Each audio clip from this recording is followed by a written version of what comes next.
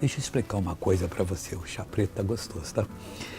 João 8, versículo 16. Leia comigo esse versículo, eu já vou falar o que eu entendo. E se, na verdade, julgo, o meu juízo é verdadeiro, porque não sou eu só, mas eu e o Pai que me enviou. Quando você for tomar qualquer decisão, apresente a Deus. Porque quando você sentir a vontade dele, se inspirar na palavra, você não está só.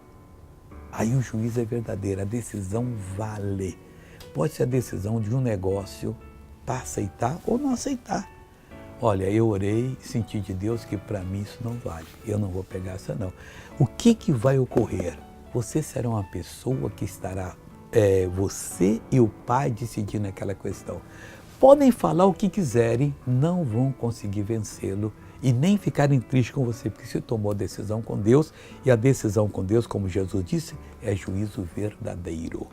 Veja essa pessoa que recebeu uma bênção, eu já volto. Raimunda, o que você sofria? Dedo em gatilho, né? Que eu tenho exame, estava escrito dedo em gatilho. Seguinte, a mão fechava, para abrir tinha que empurrar para lá. Desde quando? Vai fazer 2 anos. Fiz muito tratamento, fisioterapia, né? O médico mandou até marcar cirurgia. Mas eu... Era essa mão aqui. Se ela fechava, não abria.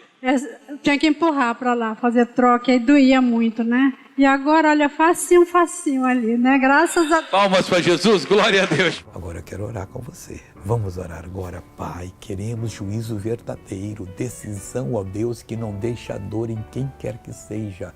Pode ser o homem, pode ser a mulher, pode ser qualquer pessoa, onde estiver.